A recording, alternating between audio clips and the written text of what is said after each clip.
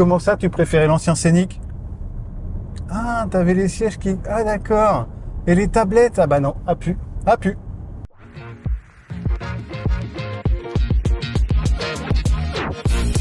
40 ans, 2 enfants, a priori j'ai bien le profil pour m'intéresser au Scénic, sauf qu'il y a un petit problème, c'est que j'aime les voitures.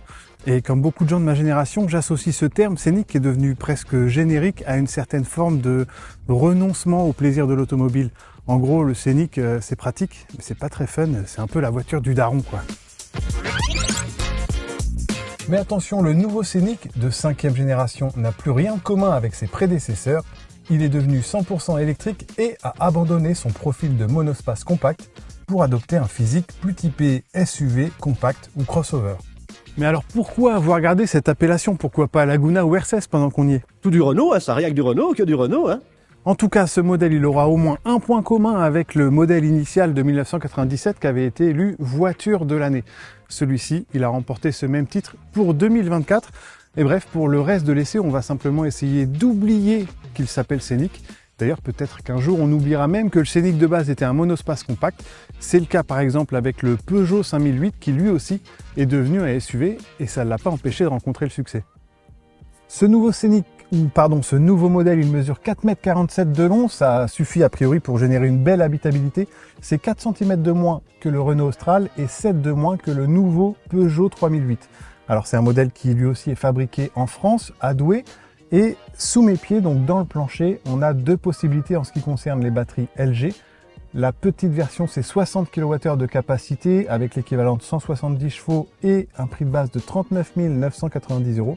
Et en grande autonomie, donc la batterie 87 kWh, c'est 220 chevaux en puissance mécanique et 625 km d'autonomie annoncée selon donc le cycle d'homologation. Et ça, c'est vraiment pas mal. Enfin, côté prix, on est à 46 990 €, ce qui permet encore d'avoir droit au bonus de 4 000 €. C'est cette déclinaison grande autonomie qu'on essaie aujourd'hui en finition techno et avec l'option iconique la plus luxueuse qui rehausse encore le prix de 5 500 €. Combien? Et à ce tarif, il y a tout côté équipement. On a les sièges avant et le volant chauffant, la caméra à 360 degrés, le système audio Harman Kardon, le toit vitré aussi, et il y a même ce petit rétroviseur qui peut renvoyer l'image d'une caméra située à l'arrière. C'est carré, c'est complet. Et on a quand même un tableau de bord qui donne un goût de déjà vu. Alors, c'est joli, c'est bien présenté, c'est facile à utiliser, tout est simple et lisible à bord. Mais c'est quand même la 5e voiture dans laquelle on a cet aménagement et cette interface, puisque c'est déjà le cas dans la Mégane, dans l'Austral, dans le Rafale et dans l'Espace. En revanche, côté aménagement et ergonomie, là, si on revient aux anciens Scénic, c'est plus conventionnel. Par exemple, on n'a plus la tablette ou l'accoudoir central qui coulisse, non, là c'est du classique. Cet abandon de certains aspects pratiques est évident. Ici, il n'y a même plus de banquette coulissante que l'on retrouve pourtant dans un Austral et encore moins de sièges individuels. On manque de place aussi pour glisser les pieds sous les sièges de devant et la place centrale inconfortable sera à réserver aux enfants. Mais tout de même, voyager à l'arrière n'a rien d'une punition, au contraire, avec beaucoup d'espace aux jambes, encore plus que dans un 3008 et plus aussi qu'à bord d'une Tesla Model Y. Le dossier central qui sert d'accoudoir renferme quelques astuces. Mention spéciale aussi à la sellerie, à l'aspect sympa et faite à partir de matériaux issus du recyclage, ainsi qu'au toit vitré qui s'opacifie sur demande. Enfin, côté coffre, ça se passe bien aussi avec 545 litres et ici des dossiers fractionnables 40-20-40.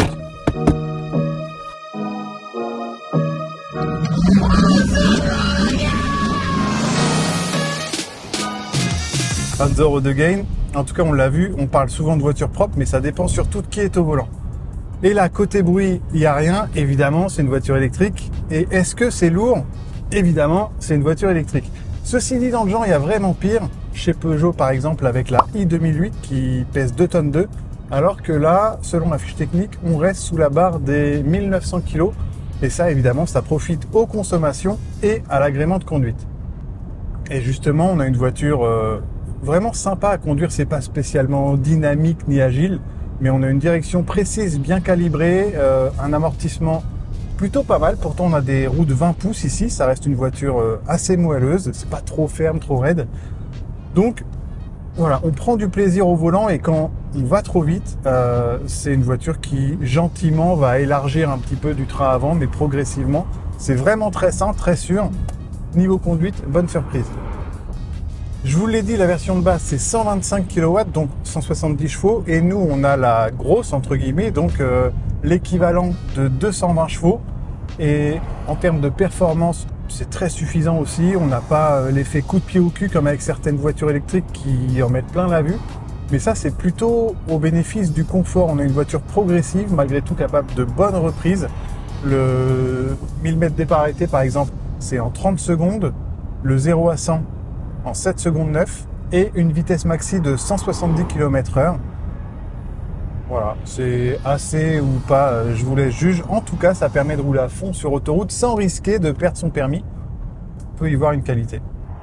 On apprécie aussi les palettes au volant avec la possibilité de laisser filer le Scénic sur son élan en minimisant la régénération. Et ça, le nouveau 3008 ne sait pas le faire.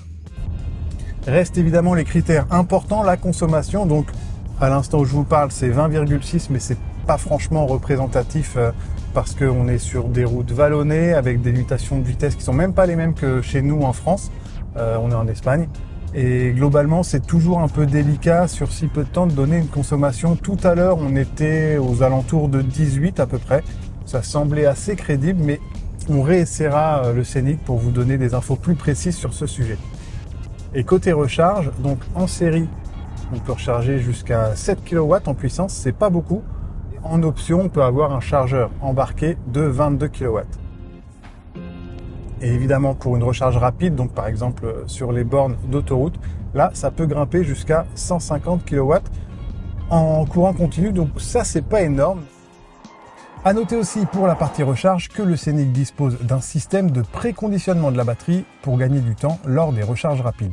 Et ça, c'est pas encore disponible par exemple sur le Peugeot i3008. L'affichage au tableau de bord peut être paramétré selon les préférences du conducteur et pour les allergiques au bip sonore, les alertes et assistances peuvent se déconnecter très facilement avec 2 pressions sur ce bouton. Le préconditionnement s'active automatiquement à l'approche des points de charge sélectionnés sur la navigation et le GPS propose automatiquement d'autres bornes de charge si l'on rate celle qui était préconisée. Enfin, par Google Maps, on peut aussi classer les stations de charge selon leur puissance ou selon le moyen de paiement. Bref, des détails pratiques que certaines rivales ne peuvent offrir.